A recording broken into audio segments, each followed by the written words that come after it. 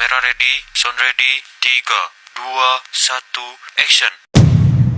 Assalamualaikum warahmatullahi wabarakatuh.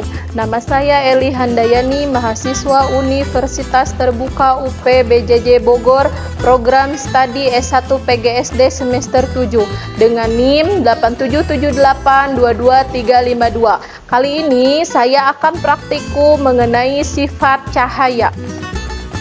Tujuan praktikum ini adalah menjelaskan sifat cahaya, menjelaskan sifat-sifat bayangan yang dihasilkan oleh cermin, menjelaskan sifat-sifat bayangan yang dihasilkan oleh lensa, menentukan fokus cermin cekung, menentukan fokus lensa cembung.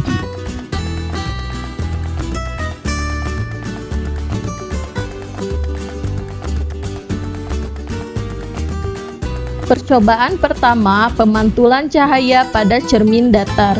Pada percobaan ini, cermin datar memantulkan cahaya dengan sudut datang sama dengan sudut pantul. Sudut datang 30 derajat, sudut pantul 30 derajat. Sudut datang 45 derajat, sudut pantul 45 derajat.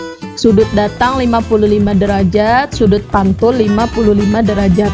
Dan sudut datang 60 derajat, sudut pantul 60 derajat. Sifat-sifat bayangan yang dibentuk oleh cermin datar yaitu tegak, artinya bayangan tidak terbalik, tetap pada posisi yang sama seperti aslinya. Sama besar, ukuran bayangannya sama dengan ukuran benda. Jarak bayangan sama dengan jarak benda ke cermin. Maya yaitu bayangan tidak dapat ditangkap pada layar karena terbentuk dari perpanjangan sinar-sinar pantul. Terbalik lateral, kiri jadi kanan, kanan jadi kiri. Percobaan kedua, pemantulan cahaya pada cermin cembung. Bisa Anda lihat pada percobaan berikut. Cermin cembung menghasilkan bayangan maya, tegak, dan diperkecil. Ini terjadi karena cermin cembung memantulkan sinar yang terbesar dan bayangan yang terbentuk pada sisi yang berlawanan dengan benda. Selanjutnya, pemantulan pada cermin cekung.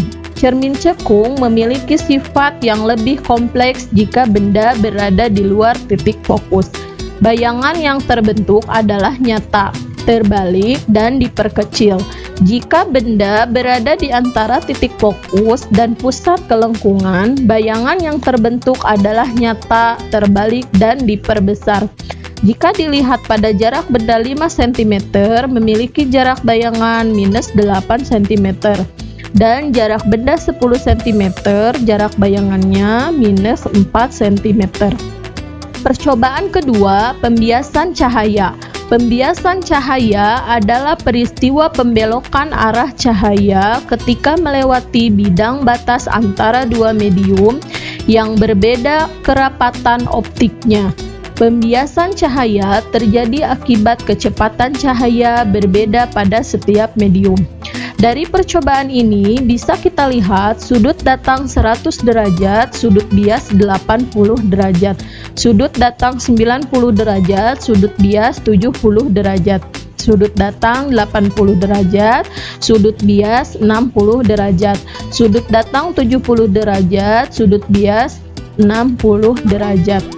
Selanjutnya, mengamati huruf pada jarak yang relatif dekat. Sifat bayangan yang dibentuk oleh lensa cembung. Ketika lensa sangat dekat dengan huruf, bayangan bersifat maya, tegak, dan diperbesar. Ketika lensa perlahan dijauhkan dari huruf, objek bisa berada tepat fokus atau sedikit di luar fokus. Jika di titik fokus, bayangan tidak terbentuk. Jika objek berada sedikit di luar fokus, bayangan menjadi nyata, terbalik, jauh lebih besar, tetapi terletak jauh dari lensa dan sulit. Percobaan ketiga yaitu difraksi, interferensi, dan dispersi. Bahan-bahan yang saya gunakan adalah kaset CD, senter, air, dan piring.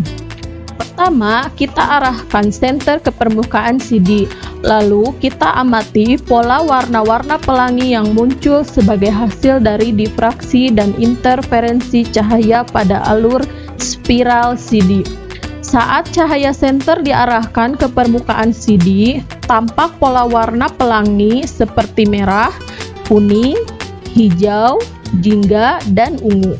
Pola ini membentuk pola melingkar atau menyebar dari pusat CD ke tepi.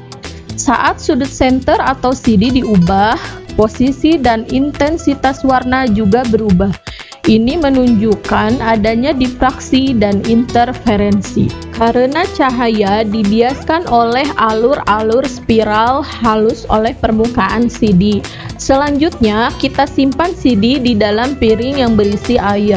Ketika cahaya senter disinarkan dari atas melalui air menuju permukaan CD, pola warna tampak lebih menyebar dan sedikit terdistorsi, terjadi efek dispersi cahaya. Karena ini memperlambat dan membelokkan cahaya sehingga warna-warna lebih tampak terpisah, kadang terlihat pantulan. Dan berikut adalah hasil pengamatan.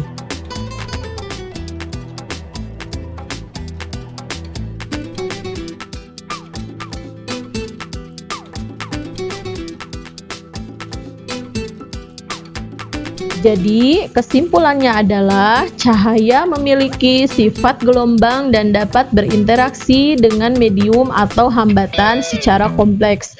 Pemahaman sifat-sifat ini penting dalam berbagai aplikasi optik seperti lensa, mikroskop, dan instrumen lainnya.